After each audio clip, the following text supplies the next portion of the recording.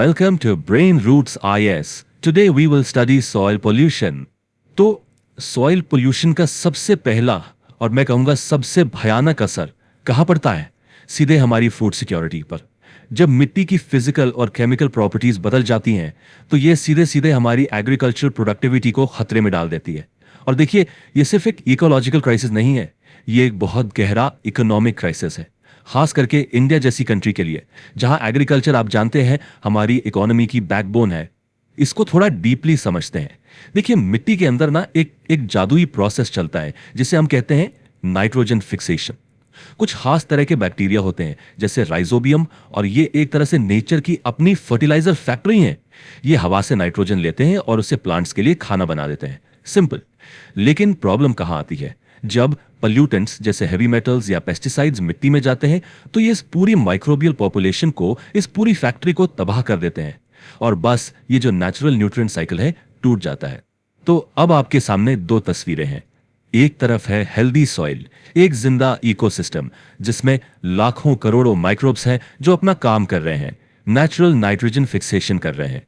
और दूसरी तरफ है पोल्यूटेड सॉइल जो for all practical purposes sterile है, मुर्दा है। और यही से शुरू होता है एक विशियस साइकिल, एक ऐसा चक्रव्यूह जिससे निकलना मुश्किल है। देखिए, जैसे ही सॉइल की हेल्थ गिरती है, किसान को अपनी फसल बचाने के लिए, यील्ड्स मेंटेन करने के लिए और ज्यादा केमिकल फर्टिलाइजर्स डालने पड़ते हैं। और ये फर्टिलाइजर्स ये बदले में सॉइल को और पोल्यूट करते हैं, बची कुची माइक्रोबियल लाइफ को भी मार देते हैं। अब इसका एक बहुत ही अजीब, एक पैराडॉक्सिकल रिजल्ट सामने आता है जिसे कहते हैं ऑस्मोटिक ड्रॉट। सोचकर देखिए, खेत पानी से भरा हुआ है लेकिन पौधा प्यास से मर रहा है। ऐसा कैसे हो सकता है? होता यह है कि केमिकल फर्टिलाइजर्स का इतना ज्यादा इस्तेमाल मिट्टी में सॉल्ट यानी सिलिनिटी बहुत बढ़ा देता है। यह हाई सॉल्ट कॉन्सेंट्रेशन एक तरह का प्रेशर, ऑस्मोटिक प्रेशर क्रिएट करता है जो पौधे की जड़ों को, रूट्स को पानी एब्जॉर्ब ही नहीं करने देता।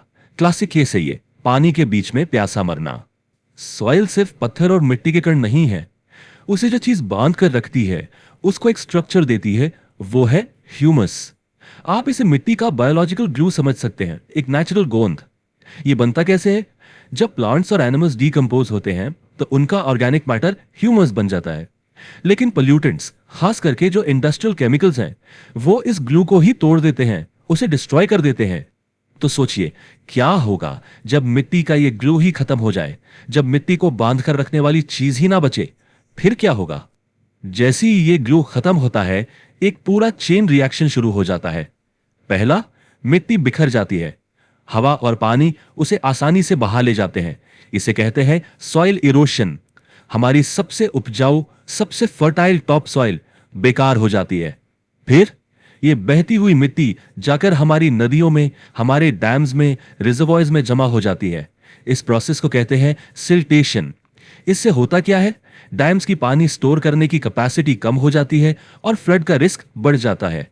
और सबसे खतरनाक बात, इस मिट्टी के साथ जो टॉक्सिन्स चिपके हुए थे वो अब पानी में घुल जाते हैं, एक्वाटिक इकोसिस्टम में एंटर कर जाते हैं और पूरी फूड वेब को कंटामिनेट कर देते हैं। अब आते हैं इसके हेल्थ इंपैक्ट्स पर। यहां सॉइल एक साइलेंट वेक्टर का काम करती है, बीमारियों का एक चुपचाप कैरियर। देखिए, हम मिट्टी को डायरेक्ट तो खाते नहीं है, इसलिए हम अक्सर इस बात को नजरअंदाज कर देते हैं कि पॉल्यूटेंट्स हम तक कैसे पहुंचते हैं। लेकिन जो रास्ते हैं वो इनडायरेक्ट जरूर हैं, पर बहुत बहुत इफेक्टिव हैं। इसके पीछे एक बहुत ही इंपॉर्टेंट इकोलॉजिकल प्रोसेस है जिसे कहते हैं बायोमैग्निफिकेशन। सिंपल शब्दों में, जैसे जैसे आप फूड चेन में ऊपर जाते हैं वैसे वैसे एक टॉक्सिन का कॉन्सेंट्रेशन बढ़ता जाता है। चलिए इस पूरी सीढ़ी को, इस लैडर को समझते हैं। स्टेप 1, मान लीजिए कोई पोल्यूटेंट जैसे डीडीटी, पेस्टिसाइड या मर्क्यूरी मिट्टी में आ गया। स्टेप 2, पौधों ने उस टॉक्सिन को थोड़ी थोड़ी क्वांटिटी में एब्जॉर्ब कर लिया। इस स्टेज को कहते हैं बायो एक्यूमुलेशन। अभी तक अकेले पौधे में कॉन्सेंट्रेशन कम है, लेकिन स्टेप 3, अब एक हर्बवोर, एक शाकाहारी जीव ऐसे 10, 20, 50 पौधे खाता है तो वो सारा टॉक्सिन उसके टिश्यूज में जमा हो जाता है, कॉन्सेंट्रेट हो जाता है। और आखिर में स्टेप 4, जब फूड चेन के टॉप पर कोई इंसान उस जीव को खाता है तो वो टॉक्सिन का कॉन्सेंट्रेशन इतना ज्यादा मैग्नीफाई हो चुका होता है कि वो खतरनाक लेवल्स तक पहुंच जाता है। पर खतरा सिर्फ फूड चेन तक ही सीमित नहीं है। एक और बहुत बड़ा रास्ता है जिसे कहते हैं लीचिंग। इसमें क्या होता है, जो हार्मफुल केमिकल्स हैं वो पानी के साथ रिस रिस कर मिट्टी की अलग अलग लेयर्स को पार करते हुए नीचे, बहुत नीचे हमारे ग्राउंड वाटर तक पहुंच जाते हैं, हमारे एक्वाफर्स को कंटामिनेट कर देते हैं। और ये वही ग्राउंड वाटर है जो करोड़ों लोगों के पीने के पानी का सोर्स है। और इस ग्राउंड वाटर कंटामिनेशन के नतीजे बहुत गंभीर हैं और पूरी तरह डॉक्यूमेंटेड हैं। जैसे फर्टिलाइजर से निकले हुए नाइट्रेट्स से छोटे बच्चों में ब्लू बेबी सिंड्रोम हो जाता है, या फिर आर्सेनिक कंटामिनेशन जो वेस्ट बंगाल जैसे स्टेट्स में एक बहुत बड़ी समस्या है, उससे ब्लैक फुट डिजीज होता है। और अगर सॉइल में रेडियो एक्टिव वेस्ट है तो उससे कैंसर और जेनेटिक म्यूटेशंस तक हो सकते हैं। और इन सब का शुरुआती पॉइंट, ओरिजिन, कंटामिनेटेड सॉइल ही है। तो अभी तक हमने खेती और हेल्थ की बात की। चलिए अब थोड़ा फोकस शिफ्ट करते हैं शहरों की तरफ। अर्बन इकोसिस्टम्स में सॉइल पोल्यूशन एक बिल्कुल अलग रूप में सामने आता है, एक ज्यादा फिजिकल रूप में, जो सीधे हमारे शहरों के इंफ्रास्ट्रक्चर पर हमला करता है। देखिए, शहरों में मिट्टी प्लास्टिक कचरे से, कंस्ट्रक्शन के मलबे से, ऐसी चीजों से क्लॉग हो जाती है जो पानी को सोख नहीं सकती। इससे मिट्टी के जो नेचुरल पोर्स होते हैं, जो छिद्र होते हैं, वो बंद हो जाते हैं। उसकी बारिश का पानी एब्जॉर्ब करने की जो ताकत है वो खत्म हो जाती है। इस प्रोसेस को कहते हैं सॉइल सीलिंग। जमीन को सील कर दिया जाता है। और इस सॉइल सीलिंग का सीधा नतीजा अर्बन फ्लडिंग। जब जमीन पानी नहीं सोख पा रही तो वो सारा पानी सड़कों पर बहता है। इससे मैसिव सरफेस रन ऑफ होता है। हमारे ड्रेनेज सिस्टम्स इतना पानी हैंडल नहीं कर पाते, वो ओवरवेल्म हो जाते हैं और थोड़ी सी बारिश में ही शहरों में बाढ़ आ जाती है। ये एक साफ तौर पर मैन मेड डिजास्टर है जिसका कनेक्शन सीधा सीधा अर्बन सॉइल की बर्बादी से है। तो ठीक है, हमने प्रॉब्लम्स को हर एंगल से समझ लिया। अब बात करते हैं सॉल्यूशंस की, मिटिगेशन एंड कंट्रोल की। और यहां स्ट्रैटेजी क्या होनी चाहिए? स्ट्रैटेजी एक डिफेंस आर्किटेक्चर जैसी होनी चाहिए। मतलब इलाज से बेहतर है रोकथाम। प्रिवेंशन पर ज्यादा फोकस करना होगा, क्योंकि एक बार सॉइल पोल्यूट हो गई तो उसे वापस ठीक करना बहुत बहुत मुश्किल और बहुत महंगा काम है। सबसे बड़ा बदलाव, सबसे पहला इंटरवेंशन एग्रीकल्चर में लाना होगा। हमें केमिकल फार्मिंग से जो मिट्टी में जहर छोड़ जाती है उससे शिफ्ट करके ऑर्गेनिक फार्मिंग की तरफ जाना होगा। इसका मतलब है biofertilisers, vermicompost, biopesticide जैसी चीजों को अपनाना। ये चीजें ना सिर्फ पौधों को न्यूट्रिएंट्स देती हैं, बल्कि मिट्टी की हेल्थ को, उसके अंदर के माइक्रोब्स को, उसके स्ट्रक्चर को वापस जिंदा करती हैं। और अगर हम बड़े पैमाने पर यानी मैक्रो लेवल पर सोचें तो दो चीजें बहुत जरूरी हैं। पहला, एफॉरेस्टेशन, ज्यादा से ज्यादा पेड़ लगाना।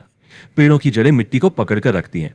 एक तरह से ये धरती की स्किन का काम करते हैं जो सॉइल इरोजन को रोकते हैं। दूसरा, एक बहुत ही मजबूत सॉलिड वेस्ट मैनेजमेंट सिस्टम।